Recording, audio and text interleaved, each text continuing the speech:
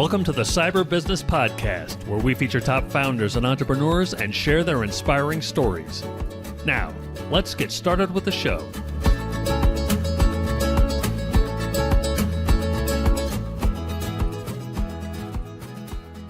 Matthew Connor here, host of the Cyber Business Podcast, where we feature successful business leaders, top law firms, green energy companies, and more. Today, we're joined by CEO and co-founder of Fit Solutions, Ephraim Ebstein. Ephraim, welcome to the show. Thank you, man. I'm super excited to be on with you, Matthew. Super excited to have you on. And before we get too far in, quick word from our sponsors. Today's episode is brought to you by SentinelOne. SentinelOne is a leader of cybersecurity protection for endpoints and the cloud. They use AI to identify threats and act quickly. And really, it's in our experience, it's been unparalleled. We are constantly out there looking for ways to protect our clients, new tools, new methods. And SentinelOne has outperformed everything that we found. So thanks to SentinelOne for their support. And now back to our show. All right, Ephraim, I can't thank you enough for coming on the show today. Super excited to have you. For those people who are not familiar, can you give us the quick elevator pitch of Fit Solutions? Yeah, so Fit Solutions is our managed IT services business. That was the first one that got started. And basically, for smaller businesses, we're the IT department. For larger organizations, we're kind of a support system for the IT department. And then Fit Cybersecurity spun off of that in about 2015. And that is our managed security service provider. And so we're an actual security operations center based here in San Diego, but we have a national footprint. We even have some international clients. And the two things we do on the cybersecurity is that 24/7 monitoring.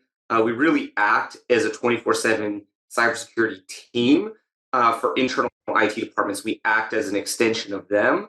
And it makes a lot of sense for a lot of organizations. And then we also do penetration testing. We do a lot of ethical hacking, external, internal web app testing, and so on. And then we'll help the organizations know exactly what's going on, what the issues are.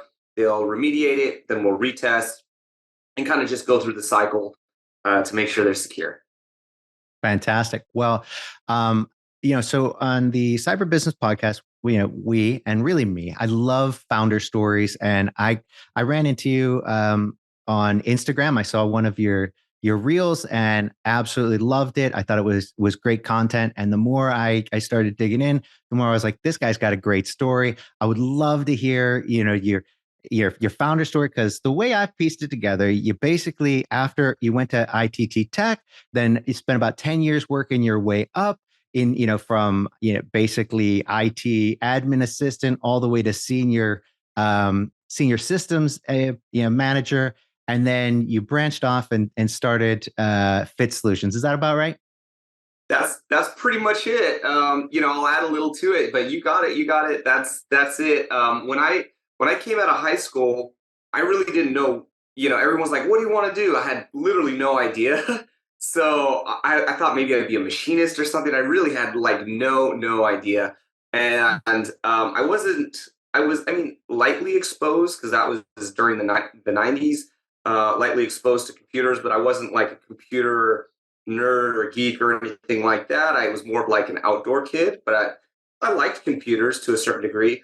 And everyone was like, you got to get into technology because that's the future. Computers is the future. And so I just kind of was like, yeah, that sounds pretty good. I think I'll do that. And it was during, I think it was 99 or 2000 when I was getting into it, and the .com bubble it was like going good. I had a buddy that was a little older than me, maybe 2-3 years. He went through like an ITT Tech or a Coleman College, and he got out and he got like the 6-figure job, which at the time was, insane, right? Like for this young guy, I was like, man, that's great. I'm going to do that. But when I got out of school, that was over. And now I was competing against, more seasoned professionals that had experience, that got laid off. They're looking for jobs.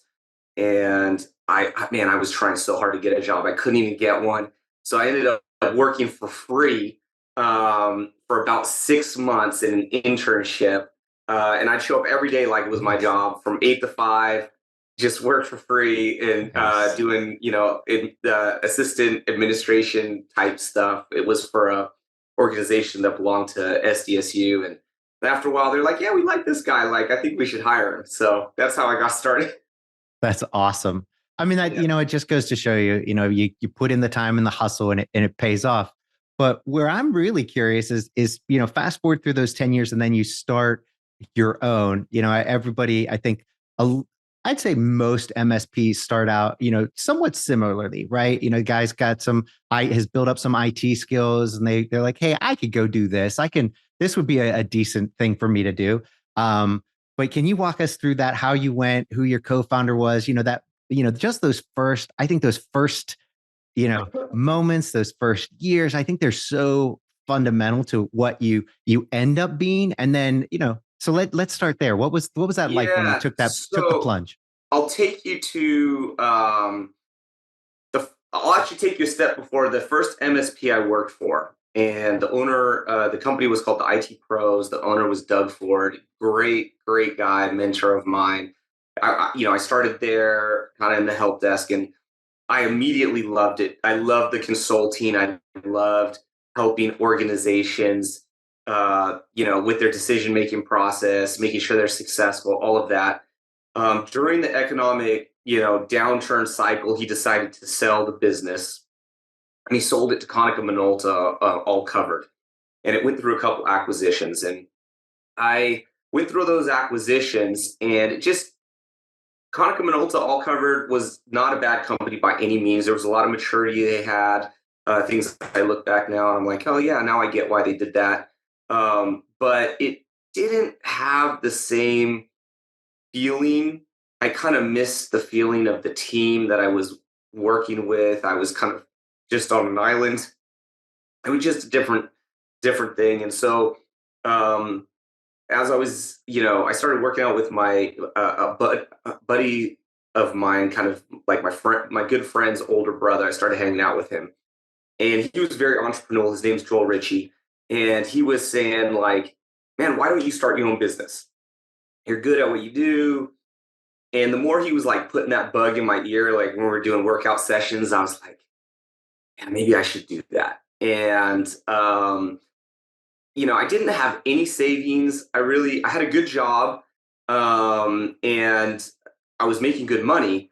And in fact, I, wa- I was like, I was really scared because I was like, what if I don't get a client? What if it goes sideways? What if I can't pay my rent? All these That's right. things.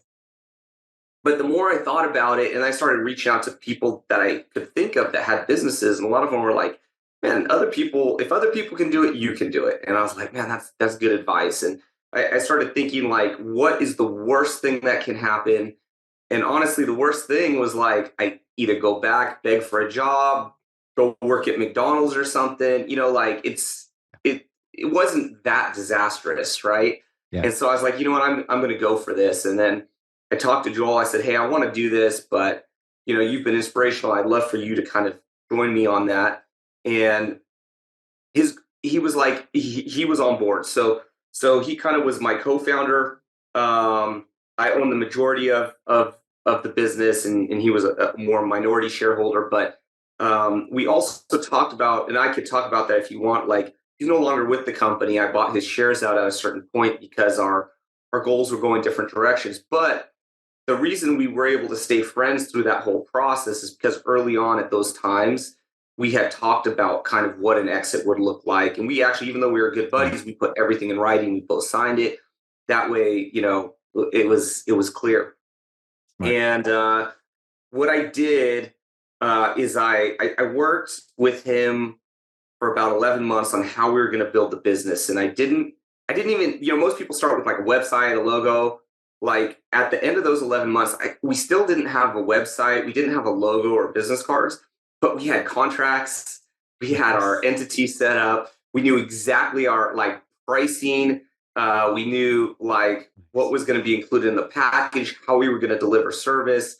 And we were really excited. So when that first opportunity came, um, like, shoot, we don't have a logo, but we were ready on everything else. And Awesome. we got that first customer. And then what I started doing once I left All Cover, I didn't want to poach any customers and be unethical, Mhm. but they had lost a lot of customers in the acquisition of the IT pros that didn't like All Covered, but they knew who I was and they liked me. So I went to all the lost ones and I said, Nice. hey, I don't know what you're doing for IT now, but I started my own company. I have a great team and I would love to be able to service you. And so what I meant by team, so one thing I knew is I didn't want to be a self-employed guy that just Mhm. is because I'll never have a vacation, never have a break. I knew that I had to build a team to scale. And Mhm. even though it was just me in the beginning, because I was the first one to quit my job, Joel hadn't even done it yet. I needed that customer because if I didn't have it, I wasn't going to be able to pay rent and stuff. But I got that first one, and then I went after the other ones, and I said, man, I'm losing track of my story now. No, so Sorry now about you're nope. You've got you went back after the IT Pro lost customers. You got your that. first Yes. one, and now you're going after the second, building up to when you bring on your other members. Yeah, exactly. So I went after some of them and I was able to land a few. And because they liked me, I had created a good name for myself, good reputation, and they felt, the odds are usually when you go to an MSP, it sucks. And so that's the odds were in my favor. They weren't happy, and a few of them weren't, sure enough. And I was able to land a few of them. And so that got us started. I think we made in the first 3 months of business, which was the very end of 2012. It was the last full quarter of 2012. I think we made like 90,000 bucks. And Wow, yeah, it was pretty good. I thought that was pretty good. that's And then, awesome. So wait, yeah, is that your first? Is that your first year basically, or first quarter? You made it ninety was at thousand. first. Yeah, we did. It wasn't even a full year. It was like the first date. Yeah, it was October 2012. So we did October, Wow. November, December, and then we were off the races. 2013 was our first full year. So let me ask you, were you starting these first few clients that bring in basically 90K in the first, kind of quarter there? Are these all larger clients that they had at IT Pro? Or, I mean, that No, they weren't super large. Like I think there was some procurement in that, so it wasn't all services, of course. gotcha. There was some projects, some server infrastructure projects, and I think SAN. There was maybe a SAN or something we replaced in there, but it was those clients were all kind of about. I would say those first three clients we had were all between like 40 and maybe 70 employees. That's fantastic. Okay. Yeah. So there Yeah. you So are. and back then it was like cybersecurity was a component of what we did, but it was not, we were not like, it wasn't like this. Right. Cybersecurity was like making sure the firewall is turned on and you got the right rules on and you had antivirus and And, you're patching. yeah, Like that's right. that was like kind of the scope of cybersecurity. Yeah, it really was back then. So, Yeah. so there you are. You've got your first few clients, and now, what about that first hire? How's that go? Yeah. So the first so this is the one thing I did. I lived under my, basically what I just needed to survive for a very long time, for Smart. years actually. And I spent every penny just like, we got a new customer, let's hire somebody. And Nice. we hired like kind of, so Joel came on next, and he didn't have the technical background I did. So he was doing like everything else, account management, procurement, the operational Nice. side, just Yep. helping with the sales, like all Hmm. the other stuff. And I was really the engineer, just like doing it. But the whole time I always said we, us, our team. I never said I never said like I'll do Right. this for you. I'll say we'll do this for you. We'll take care of you. Right. And I had a few other contractors that I could lean on as we scaled. And Hmm. then finally um, we hired a gentleman named David Gatson. He was, I think, our first or second employee, and he's our oldest employee. He's still with us. And Nice. he came in, he was like a young guy that worked at FedEx. He had no idea what was going on, and he was helping like set up our ConnectWise and all this kind of stuff. Yep. And then And then the next one, I was able to recruit a guy that I had previously worked with. Uh, his name was Mike, fantastic engineer. And then we had kind of that hodgepodge of like internal engineers we had hired, and we're still using contractors at that time. But all the contractors, we really treated them as if they were part of the team. So I would pay for them to come to the team meeting. They wore the like kind of our dress code. We set them up with emails, all that kind of stuff. Like now, regulation is a little tighter. You can't really do that, but that's how we did it. Like they were part of the team. That's awesome. Yeah, And, just for those, I mean, now you went from that, what now almost 11, 12 years ago, yeah, to where you guys are now, which is a whole different ballgame. That's a lot of growth between, there and now. What did, kind of going through that, right? I get yeah. that's a great founder story, beautiful. And now just to give people an idea of how much you've grown, how far you've gone, what would you say in terms of, however you want to measure that, Yeah. employees So or clients? so it was I felt like it was relatively easy for us to get to the like 5 million mark. Mhm. Um and the reason I say that, I don't want to make it seem like it's easy because it's not, but I had worked for an organization, even though I was only the engineer, they were at that 4 or 5 million mark. So in my mind, I was just kind of recreating a lot of what I had observed. And I kind of knew how it ran, even though I didn't know all the ins and outs. I didn't know about the accounting and all of that. But I had a sense of like what the team dynamic and structure was. So I was just kind of doing that. And I was like, I didn't know how to sell. I had never had a formal sales job. So now I was in a position that yes, I was engineering, but I had to sell. And in the beginning, just started. If someone was a professional in not even in the industry, just a working person, I would take them to lunch, right? Whether it was a client, a prospect, anything I could think of, I'd take them to lunch. Try to fill up my calendar with like 3 to 4 lunches a week, Mhm. and then that just started. And I had no agenda other than like, I mean, obviously I wanted to grow the business. That I guess that was part of it, but um, I just started like meeting, telling people what we're doing. I was so passionate, so excited, and everything was focused about quality. And Mhm. I didn't have the knowledge about like profit and loss statements and financial cash balance. I didn't have formal sales training. I didn't really properly know how to run a project, but I knew that if we did really good work, that our reputation would help us, and we treated that like gold. And so that helped us like naturally get more clients and grow.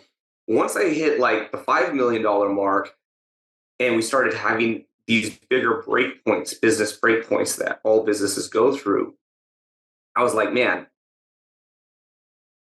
I need like, I don't know where it goes from here, because I had never been on any inner workings beyond that. Yeah. Uh-huh. So that's where it started getting a little more difficult.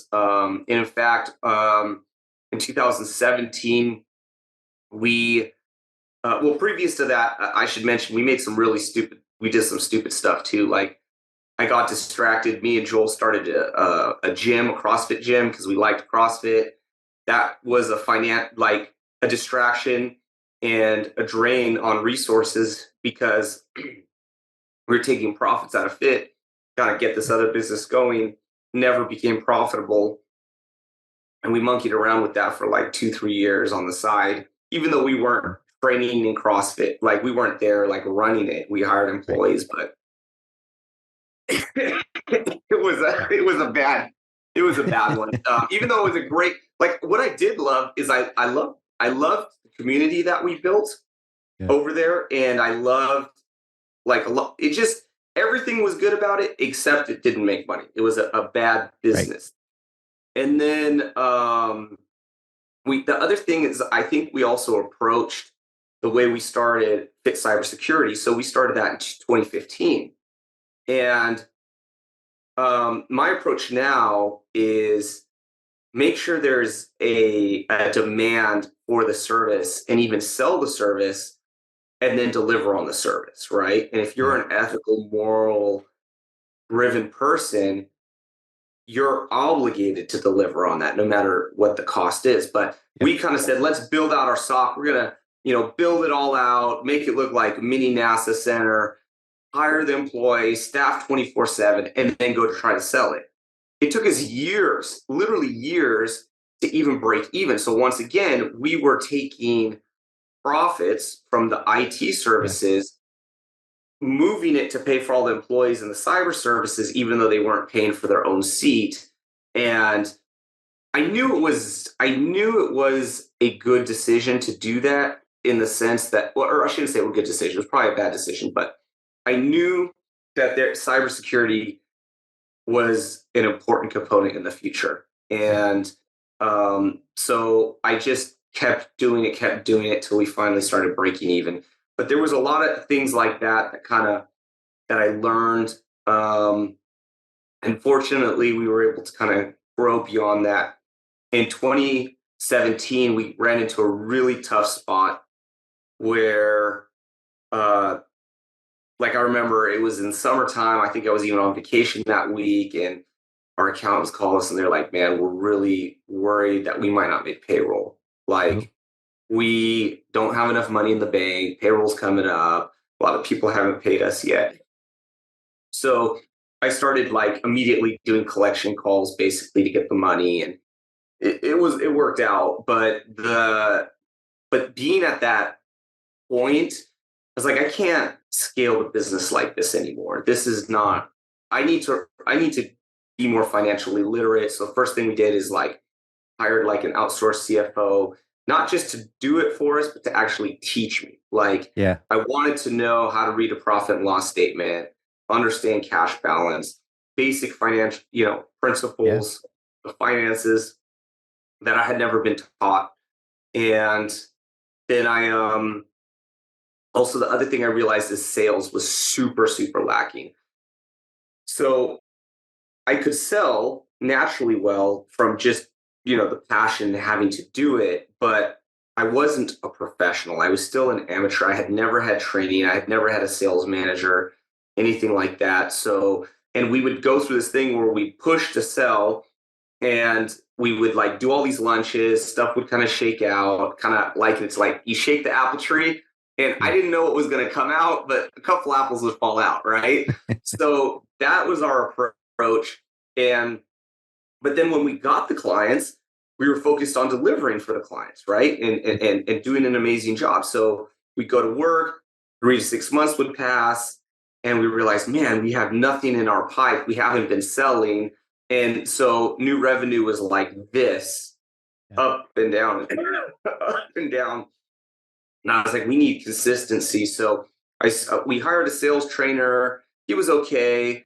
Then I kind of, like, did different online sales programs, and then I ended up actually listening to Grant Cardone's podcast called Young Hustlers, Yeah. and I loved it. And I know Grant's like a little bit of a lot controversial figure, but what I loved about Grant is he was very, like, if you get past the flashiness and you actually listen to his content, it's all about understanding the client's business problem, Yeah. understanding why now, what's the issue, what have you done before, when do you need this done by, and really just honing in on solving their problem.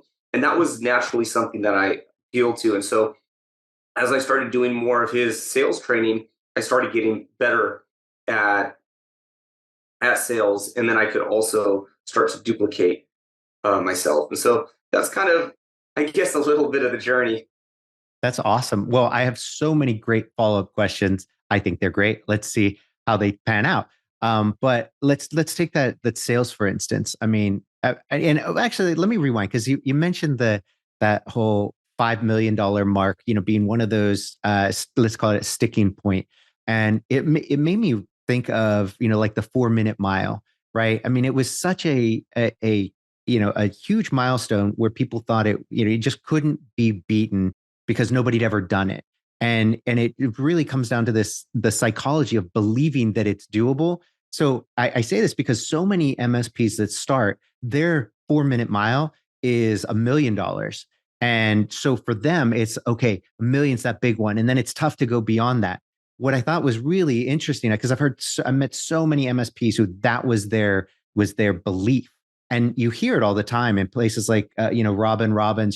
She's big on that, telling people that let's get you to the million. That's your big hurdle, and it's going to be so tough to get there. And it really creates that reality for them. Where you went right in there, like, no, 5 is the first sticking point. So boom, you blow right past 1. Like, that's not a thing. And now today you've got kids in high school, tons of kids in high school blowing past 4 minute miles. Like, it's not even a thing, because, well, they know it can be done, so I can do it.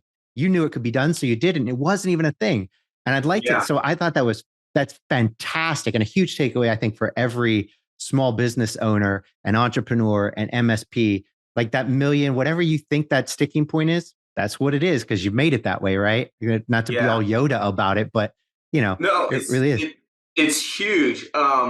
So one of the things I learned from so Grant also has a book called 10x Rules, great book, and one of Yep. the things in there he talks about writing your goals down. So that wasn't something I was doing early, but before, like you said, it was just in my brain, like that's the roadmap. Like, I just knew it was Yeah. possible. Like, so there was no question to me. Once I got beyond that, I didn't have that anymore. And so one of the things I learned to do was write my goals down, and not just write them down, but write them in a very particular format, which is like as if they've already happened. I And like that.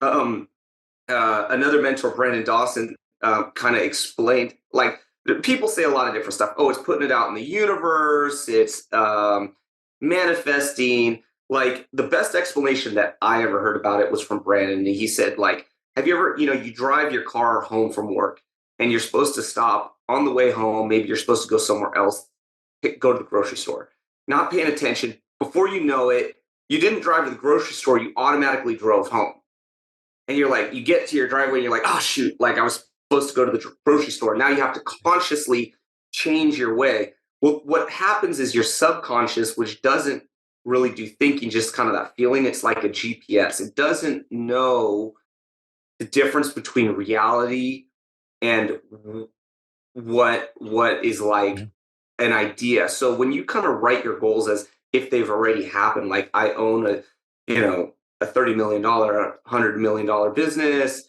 This is what it looks like. This is what my day looks like. You write that stuff out. Your subconscious you do it a lot. It starts to think that's the reality.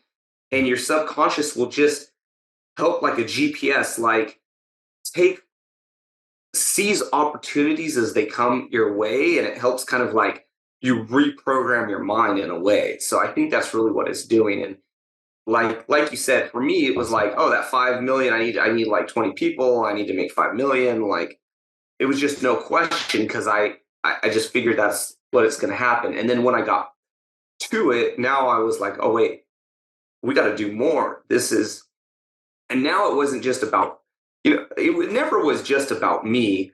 Because for me, the big reason I quit my job was I wanted to work. I kind of missed like working with people I really enjoyed working with. Yeah. And I wanted obviously to make a better, make an impact on my life and my family's life, but I also wanted to bring people along for that ride and take care of them too, that were aligned with me. And so now when we had gotten to that point, I realized that I have to help my team. Yes, I want to help more businesses. I want to help a lot of businesses, but I really want to help my team too.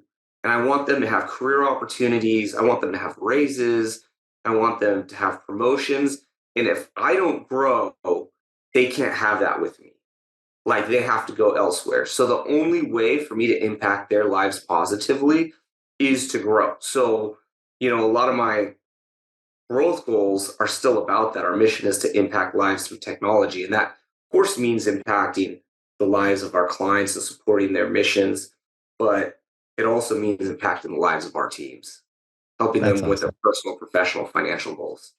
That is awesome. I love it. I mean, that's just, I mean, I think, a lot of people use that whole, it's not it's not personal, it's business. And I think that's such a load of crap because Yeah. there's nothing more personal than business. That's how you feed yourself and your family with, so it becomes very personal. Yeah. And so when when you've got when you've got the right principles and values and you apply that to your business and it's not just some, kind of heartless, cruel, money making, endeavor or machine. Now because people are going to spend so much time there. They're going to spend, Yeah. a good portion of their life there. And you want to create an environment that is, good for them. It's healthy for them. They can create a good living.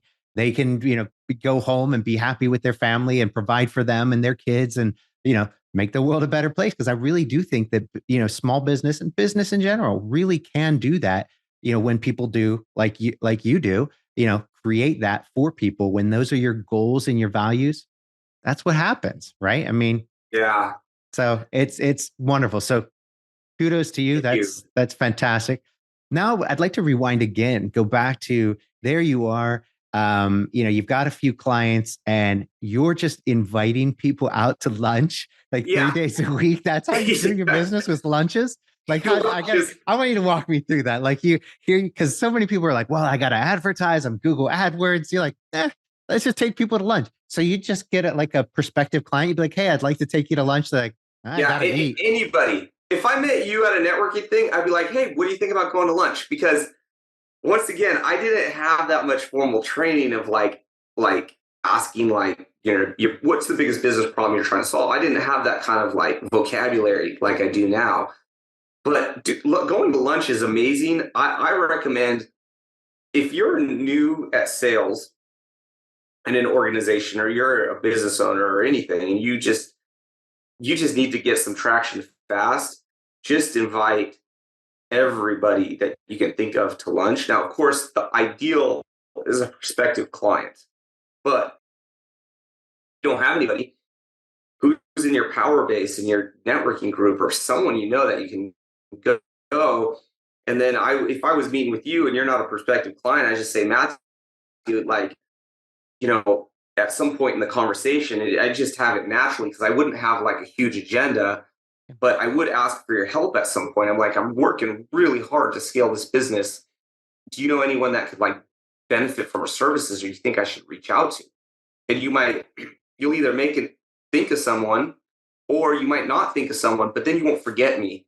And when later an opportunity comes by, you're like, hey, my buddy, this is who I think you should talk to. So that's what I was doing. It's awesome. So, okay. So now you're doing that. At what point did you bring on salespeople? Yeah, that's a good question. So sales was tough because once again, for years, until we brought a lot of salespeople on, it was always one at a time, maybe two at a time. They never sold. I sold every contract basically up until like 2018 or something like that. Wow. And what's funny is once again, like before this, I was like, I'll never have a sales job. I don't associate it. But now my mindset's completely changed because I love it, because you never can service a client that you haven't first sold. It's impossible. Yep. That's right. So if you want to solve their problems, you got to sell them. And so now I really enjoy it. But yeah, I didn't have that. And so we hired the first ones early on, 2015 or so. They never worked out, but a lot of that is my own fault. I take responsibility for that because I didn't know how to properly train them. Yeah. And I didn't know how to hold them accountable and what metrics. Yeah. I just said, I would just let them loose. Oh, go have lunches. They don't know what to do. Like they didn't, it just, they were just fumbling around, like organizing spreadsheets. Now I realize that it takes like 8 phone calls before you get someone to talk to you. You got to do, so many cold calls per day. Like if you do 150 cold calls, you're probably, depending on your ratio, you can get like maybe one meeting out of those. So if you do 5 meetings a week, and then, a subset of those will turn into appointments. So the activities and the training, it wasn't until we started really holding the team accountable to activities Mhm. and training and role play. That's the Yeah. other thing. So in our company, we not now role play isn't just for sales. It's Mhm. critical for sales, but we even make our engineers, everybody in our company Love it. role plays every single day. And it feels very Love it. awkward, but I've realized that I don't want anyone practicing on our clients. That's right. So we'll just go in, like, this week's role play is not even a sales role play. It's like, hey, customer, you're recommending a solution, and they say this is outrageous, it's too much. They feel that maybe they need to go shop you. How do you respond to that? I love Right? that. A lot of engineers, what they'll do is well, Mr. Customer, they get into a very defensive mode. They'll double down on the solution because, genuinely people, engineers want the right solution. Let's say it's a Meraki solution and it's $40,000. They're gonna like start defending it, and they don't give any other options. The customer now starts feeling like they're in a corner and they have to Mhm. go shop, right? Whereas we're role playing, for example, and say, hey, you know what? I'm with you, Mr. Customer. Price is a big deal. We understand that. The reason we recommended this solution is because we have other clients that have successfully had good results with this solution, but it's, of course, not the only one. So let me do this. We're going to come together and get you a good, better, best option. And obviously, you have the choice to do nothing, or maybe you do a good option or a better. And of course, you always have the best one. And we'll get you all the information. You can make the decision what's right with the business. How does next Thursday sound that we get together and we kind of go over the other options, I right? So love that. so I've we're never heard of training. anybody doing that. That's great. Yeah, we're training our team to do that, but you got to do that with the salespeople because you have to set them up for success. And if you and you got to fit, like, I don't want to say fail them, but you got to pause them and make them redo it until they sound, Yeah. yeah, because otherwise it's going to take them years, and Yeah. most of them are going to fail, even if you have someone with a lot of potential. So I think of some of those hires we had in the past that didn't succeed. Had I known how to coach them and train them and so on, could have some of them maybe been successful? Maybe they could have. And that, not all of them, but some of them could have. And so I had to learn how to manage a team and set them up really, Yeah.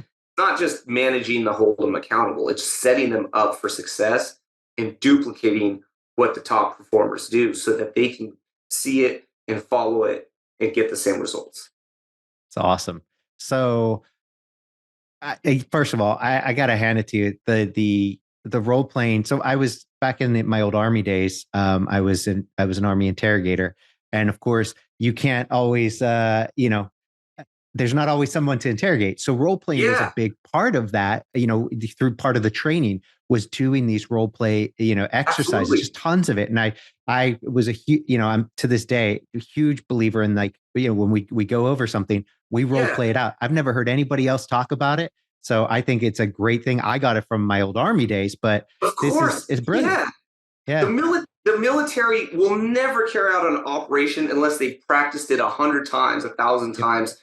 No professional sports team will ever go into a professional sports game and not have practiced their That's right. plays. Everybody has to show up. If you have a professional team, practicing with the team is not optional. You must Right. show up to practice or you're not going to be in the game.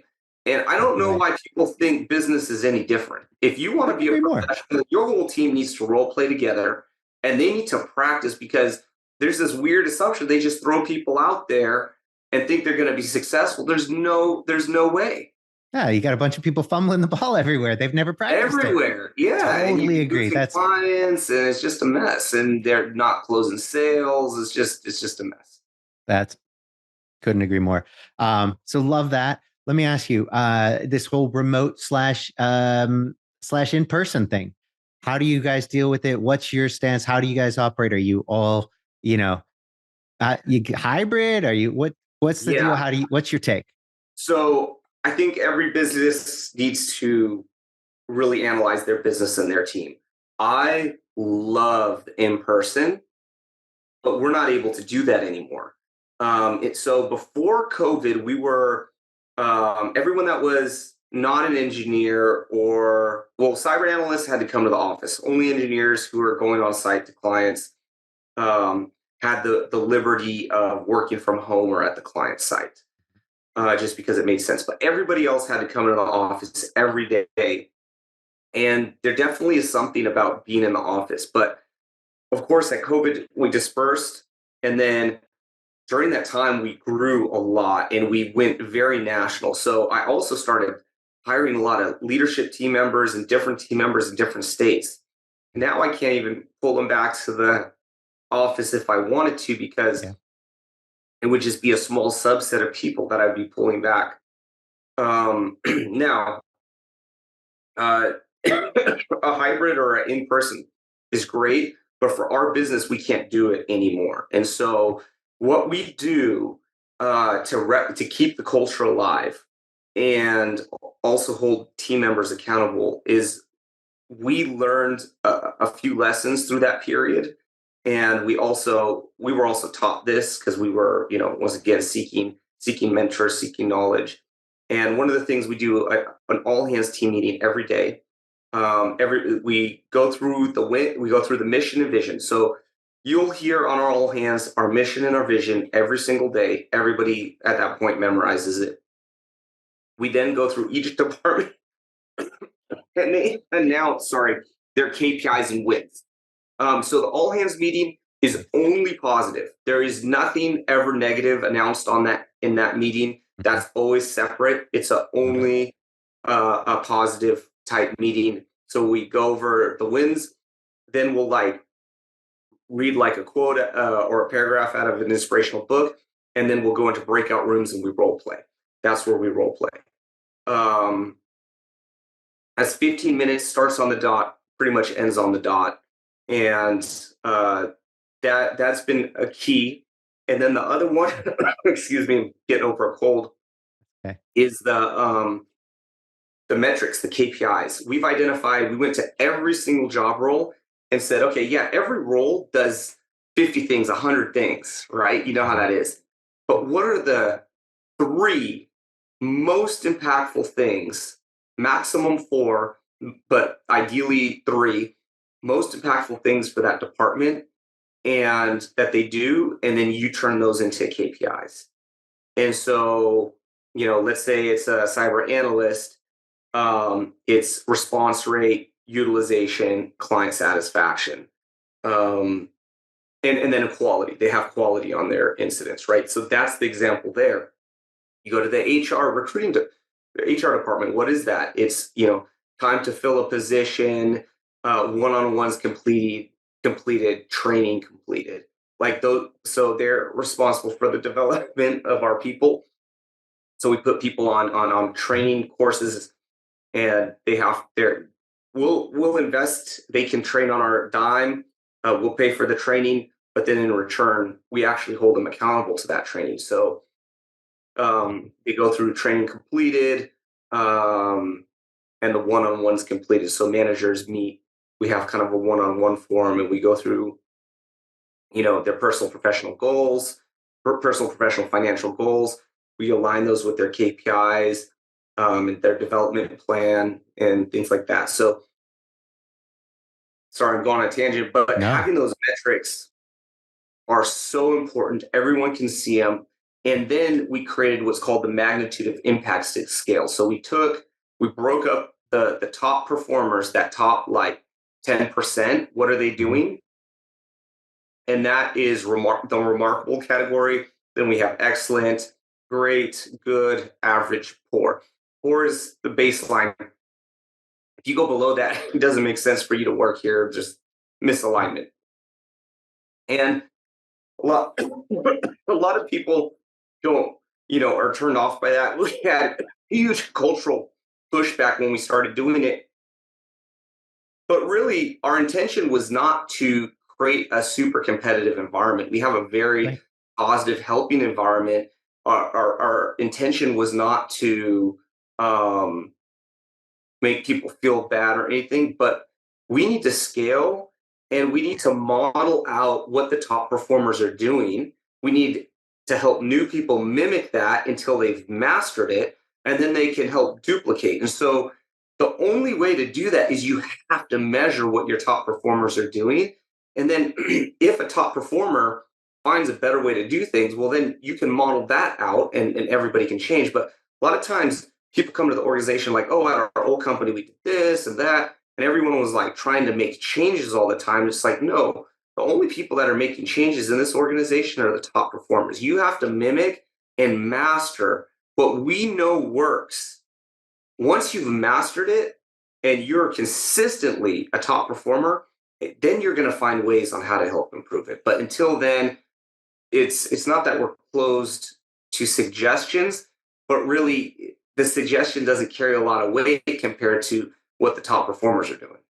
Oh, 100%. I think that's brilliant. And Yeah. I think that's really nice because instead of it being one of these things where people feel like, oh, you're just coming up with a way of tracking me and putting pressure on me. This is how you know that you're kicking butt. And I think the funny part is that all too often I think people forget or they don't realize that actual happiness comes from progress. Like you're not going to be happy. Like let's face it, if you go to Jamaica and sit on the beach, that first day is really cool, right? Second Yeah. day is cool. You have fun for I don't know how long, but at some point it stops being fun, right? Because For sure. you can't progress on sitting on the beach drinking margaritas and whatnot, right? I mean, there's no there's no great progression there. There's no improvement. So as you've got those KPIs, and it's not a perform or die, but it's here's how we can get, how do we get better, keep getting better, and people are enjoying that. People enjoy what they're good at, and you've given them a whole structure of being good and getting better. That's how you actually create happiness. You're not going to do it Absolutely. sitting on your couch or on a beach. It's a cool That's it. idea. It is. Top performers want to know the numbers. They have to, because you said, oh, someone wants to run the 4 minute mile. How's he knowing if he's running a 4 minute mile? He's gonna run and be like, how fast did I do it this time? And you're like, oh man, you're almost there. You were like 8 seconds away, and now he's like, dang, I'm almost there.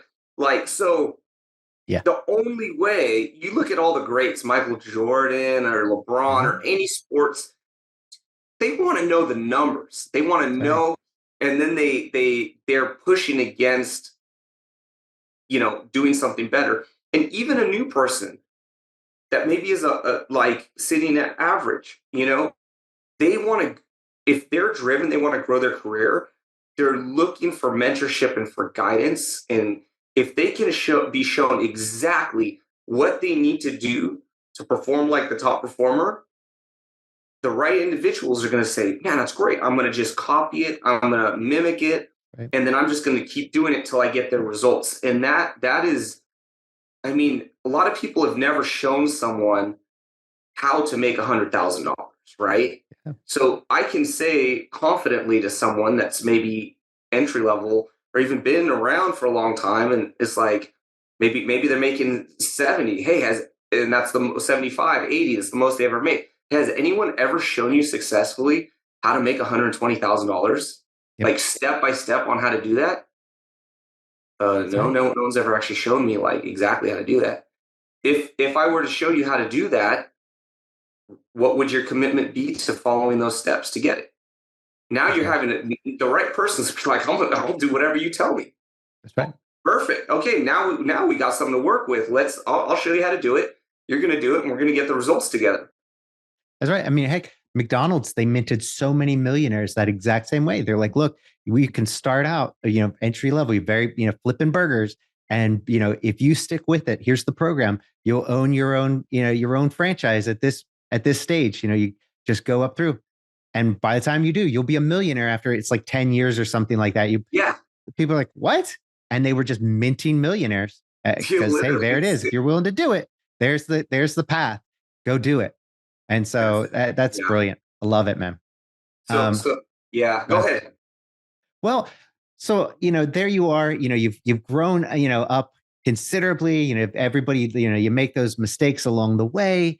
Let's go kind of, now-ish, right? In terms of like sales and marketing, what have you learned in terms of that? And ultimately, I'm going to bring all this back to like, if you were to do it over again today, then, so that's the question that's going to follow. Like, if you were to start all over, what would your advice be? What would you do differently? But before that, what have you learned in terms of the sales and marketing that you'd say, hey, look, this is what we've really learned when it comes to sales and marketing, how it plays together, where we've wasted a ton of money, where we've, learned the hard lessons. What would you say in terms of, sales and marketing? So it's a really good question. We've been marketing, we've put immense amount of money into marketing in the last few years, and we're far from having fully cracked that nut. We're starting to get like a fairly consistent amount of leads, but it is far from where it should be and where the spend is at. And so I wish I could give better advice on the marketing. What we've been trying, you name it, we're trying it. SEO, AdWords, email campaigns. I think one of the more successful things we've been doing lately is the breach report. In the breach report, unlike a webinar where I'm trying to pitch you our services and stuff, once again, I'm not. I'm just bringing in cool. The similar to your podcast, which I'm loving this conversation, is very free form flowing, and the podcast I have is very related to just cybersecurity, like what breaches, what's going on in the industry. So it's a small niche that's going to listen to that. It's really going to be like an IT director or a cybersecurity expert, or an IT person that is interested and wants to hear what other cybersecurity experts are doing and what's happening in the industry. So that's kind of the topic of the conversation. And we'll go in there and we'll just talk about like their experiences, their recommendations, projects they've been working on, breaches they've seen, things like that. Yeah. So that actually, almost by just setting us up as like a subject matter expert in a sense, and giving people good information, they start to trust us, and that's been good. So that's it. On the sales side, we've had more results with that, and so once again, role playing, knowing the numbers, like how many people do you have to contact to get an appointment, and then you might be the business owner, you might be the best one at sales. Like for me, there was no one better than me, and that's not cocky. I just hadn't found anyone better than me yet. And so at that point, because I was the best, the process needed to be modeled after me, and the role plays need to follow the way I spoke. Now, once someone could outperform me, then, and I hope someone does, I never wanted to be the best. I want in my organization always to be people better than me. But that took time, and I had to first model out really what I was doing and then hold people accountable, and I had to set them up for success. But hitting the phones and getting out in front of people is critical. Like the money, a lot of people, they're in, when sales, you want to like, well, let me organize HubSpot first or get this all. Money ain't in HubSpot. The money is on the phone. Well said. Pick up the phone and call. And you're going to get good. People will, I want to get really good first before I start calling. No, it's like quality or quantity. Quality comes from quantity. You call 1,000 times, 10,000 times, you're going to start being good. Yep. If you're trying to get good and then start making calls, no, it's not going to work. You're never going to get there. You just gotta pick up that phone. You gotta get in front of people. You have to talk. If you don't know what to talk about, just be their friend and learn about what's going on. Learn what their challenges are, all that kind of thing. Yeah, for sure. Great advice. So now, if you had to start it all over again, back to that question, knowing what you know now, having gone through everything, what would you do? How would you start it if you were starting over? So let's say day one, here you are, you're starting fresh and clean. What are you going to do? Oh man. And honestly, this comes from, it's funny because it really comes from, I'm going to throw this back to Grant Cardone. Did you see, what was that show that he did? It was Undercover fantastic. Billionaire. Undercover Billionaire. It It's really great. comes from that. It was so good. I mean, it was It's so so good. great. That was the first time I'd seen him. And then I got into some of his stuff and it's really good. But it makes you wonder, it takes you back to those beginning days. So I like that thought experiment of, okay, what would I do if I started all over today? And it's always different, right? Because you're constantly learning. But if you did and you had to, what would you do? Yes. So first thing I would do, I would have done it way sooner. Obviously, I was so risk adverse. I would have started and I just recommend like it. Just go after it. Don't wait. Just make it happen. Don't be afraid. The sooner is the better. So I would have obviously done it sooner. I think everybody would have. But the other thing that I would do is I would start start mapping out all your processes early and documenting them in like an SOP format. What is the vision of this process? What's the ideal outcome? What is the commitment of each individual that's involved? And then what are the execution steps? And then you can teach new people that because you have to duplicate everything you do. And the other thing we were doing is not just writing it out. I actually create short videos. Each video is about 1 to 3 minutes on average. Some maybe five. I never if a topic needs more than 5 minutes, you need to create a series. It might be Yeah. 10 videos or 12 videos, right? And like, hey, what is the technology business plan? Why is the technology business plan important? Um, what does a technology business plan look like? What are all the chapters in a technology business plan? How do you open the conversation with a technology business? Like, I'll create that whole video series. A Love it. new employee comes in, they're going to watch that video series because you're inevitably going to bring one employee and you're going to put all your heart and soul in training them. But the next one, say they didn't, maybe they leave, and then next one, like it goes, enthusiasm goes down, and then after a while, you thought you trained this guy, but you didn't, and so having that video series, and now we're up to like over 1,000 videos across all our Wow. departments and stuff. So employee comes in, their first week, I'm not, or I shouldn't say the manager's not worried about like what they're spending their time on because they have their whole curriculum spelled out for them. And then instead of checking in on the employee and saying, hey, where are you at with it? The employee has to check in with the manager and report up their progress. If you have Nice. an employee that can't hold himself accountable and you have to micromanage him, he or she shouldn't be on the team. Love that. And so the accountability is on the employee being a professional and driving that. And then you just live within your means, don't overspend, get more employees. That was the one thing I did right. What I did wrong was I got distracted by some shiny objects. And I like now my focus is so much more singular. That's awesome.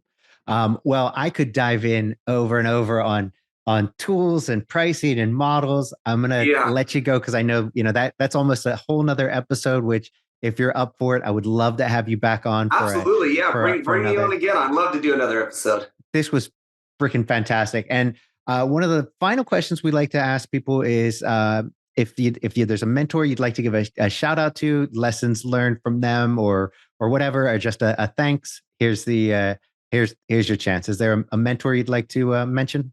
Yeah, I'll mention. I mentioned Grant a lot. He's a great mentor, but an amazing mentor is Brandon Dawson.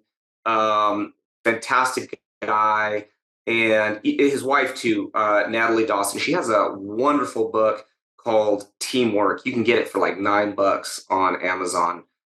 It's Nice. great. It's great. I love those two. Fantastic. And where can people find out more about you and what you do? Yeah, absolutely. Fitsolutions.biz is our website, and that'll kind of lead you to whatever your business problem is. If it's IT, we'd love to help you solve that problem. If it's cybersecurity, if you're an internal IT team or you don't have one, we have some amazing solutions. And one of the things we do is instead of a tiered system, we kind of create pods of professionals on the cybersecurity side. And so they really act as an extension of your team. And our clients have had amazing results with that. So check it out, fitsolutions.biz. Love it. Ephraim, thanks again for coming on the show. It was a pleasure having you. Thank you, Matthew.